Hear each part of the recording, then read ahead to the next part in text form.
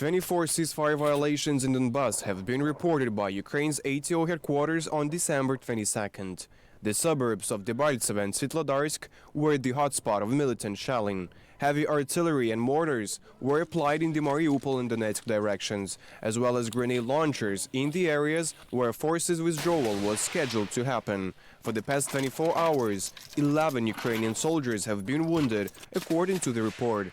This morning, Russian-backed militants shelled residential neighborhoods of Avdiivka, as reported by the National Police of Donetsk region. A 61-year-old local said that her house was badly damaged. Fortunately, no casualties reported. Under the latest deal reached in Minsk on December 21st, shelling must stop indefinitely, starting from December 24th. And troops disengagement is planned to take place in other towns as well: Sakhanka, Kumachova, Komsomolske and Debaltseve.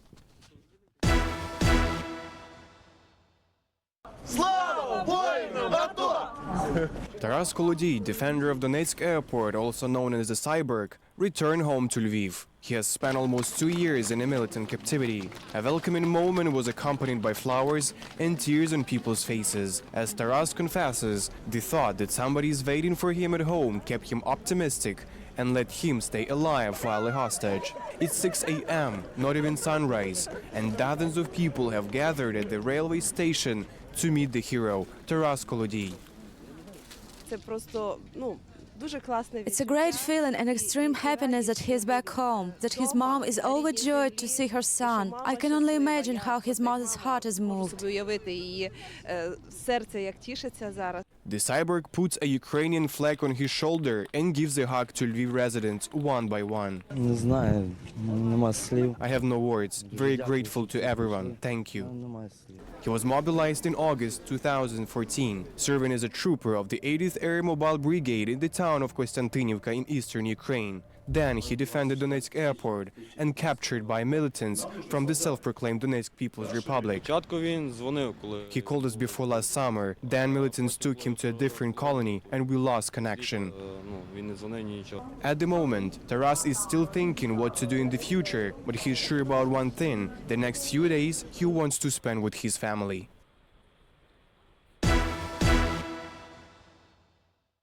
Ukraine enters 2017 with an approved budget. While Ukrainians were sleeping, MPs adopted it before the sun rose.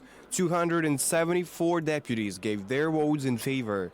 The authors call it a budget of development. Those who are against say it's a poorly balanced and corruption-prone budget. Budget revenue is envisaged to be 721 billion hryvnias, expenditures 790 billion hryvnias. The deficit margin must be no more than 77 billion hryvnias. Ukraine's GDP is expected to grow by 3–4%. It will amount 2.5 trillion hryvnias.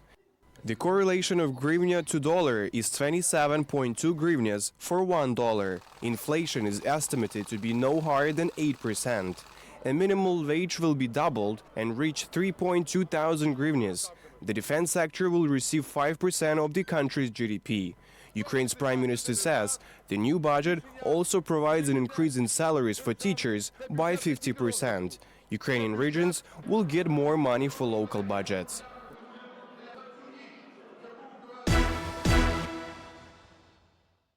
Evacuation from the eastern part of Syrian Aleppo is on the final stage. 60 buses with civilians left the besieged city under the supervision of the Red Cross. But for residents of the city, rebel forces are leaving as well. Meanwhile, the UN has decided to establish a specialized group to monitor violations of human rights and other military crimes. The relevant resolution was voted by 105 UN member states. 15 other, namely Russia, Iran and China, were against. Earlier, UN Secretary-General Ban Ki-moon accused Bashar Assad and Vladimir Putin of violating international norms and committing military crimes against civilians.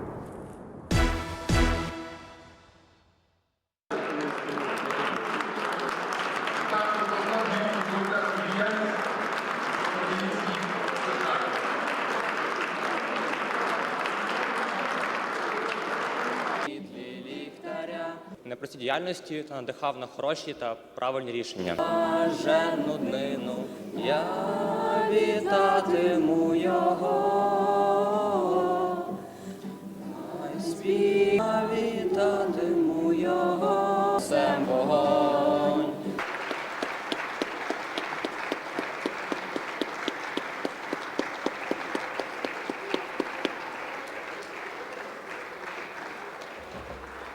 Дякую вам, друзі.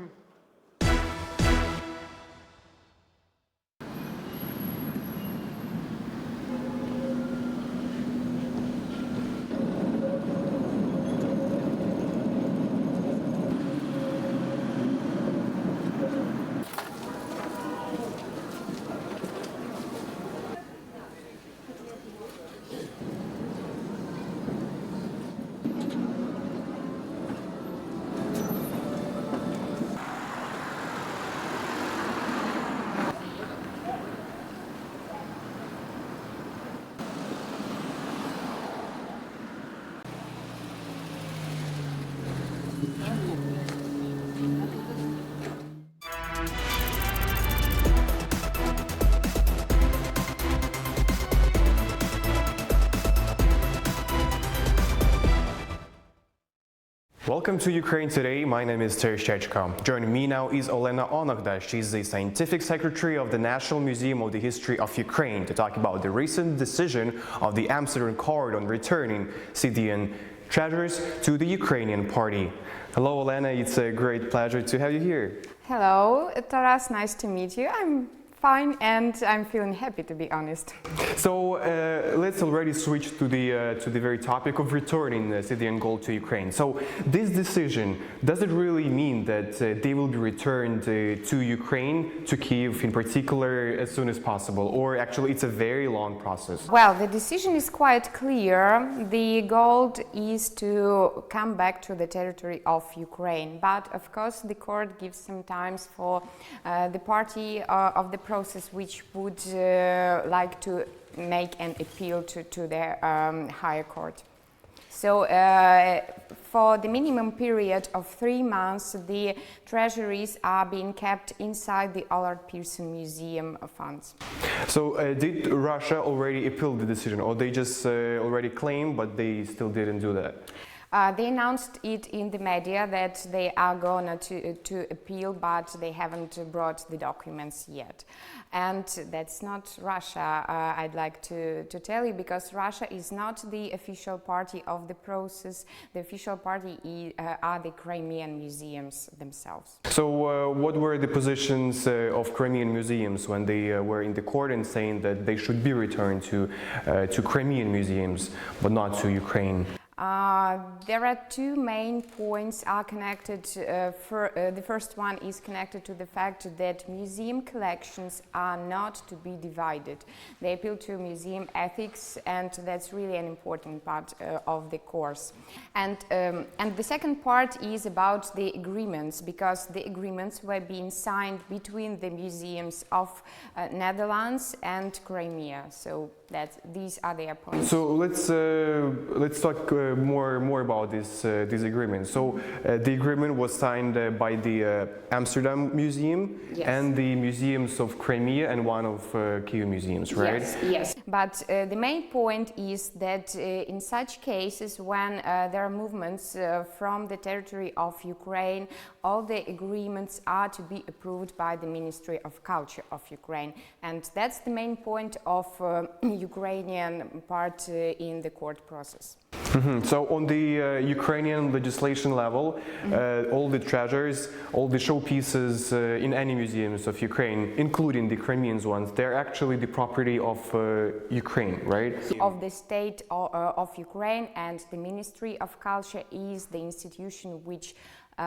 lets doing any decisions connected with the collections. If we go back to the decision of the Amsterdam Court, what was the basis of their ruling? So how they based their decision on what? The decision was based on the points of international laws, and especially of the UNESCO Convention of 1970s, which says that the property of a sovereign state is the property of a sovereign state, and until the Crimea is deoccupied by Russian Federation, the museum treasuries are to belong to the sovereign country of Ukraine.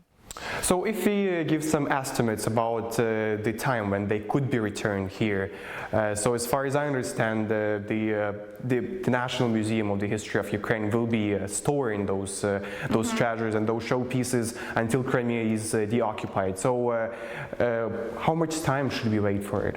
I'm afraid nobody is sure, but we suppose that it would happen in approximately a year. 3 months for the appeal, and later we'll also need time to do all the documents to transport the artifacts to Ukraine.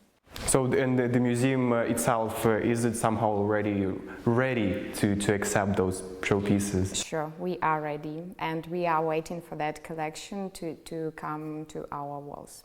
There is the information that Amsterdam will demand money for storing, for keeping those showpieces there while the court hearing was taking place for all these 2 years. So is it actually true?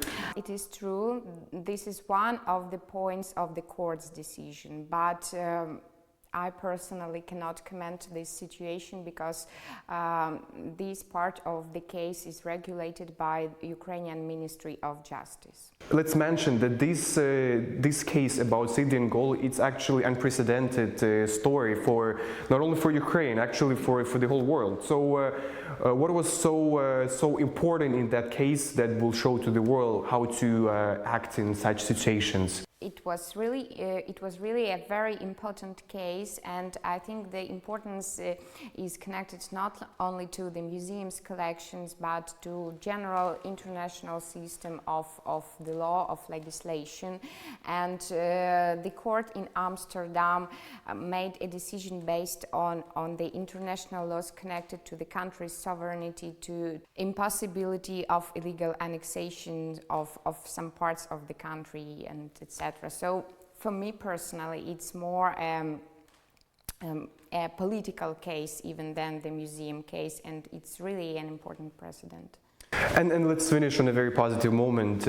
Why all these treasures, they are so important to be returned exactly to the Ukrainian party and not to Crimean museums as the occupational authorities in Crimea state. So what is the main treasure, right, of these showpieces we want to return? The main feature is connected with the fact that all the objects would be safe until the moment of Crimea deoccupation. It's very important, yeah. And I really hope that within a year we'll return them here, and with the time Crimea will be back to Ukraine, and all those showpieces will be returned there. So Olena, thank you for explaining more, for sharing your vision and more details on the case, and I hope that in very short perspective we'll actually see them here in this museum. I do hope to. Thank you. Olena Onok, the Scientific Secretary of the National Museum of the History of Ukraine, joined Ukraine today to talk about the future of Syrian gold. And my name is Tersh Chechko. Thank you for watching Ukraine Today.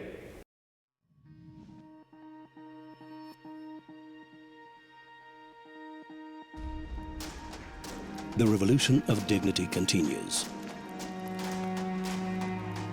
Watch the birth of a new nation online at uatoday.tv.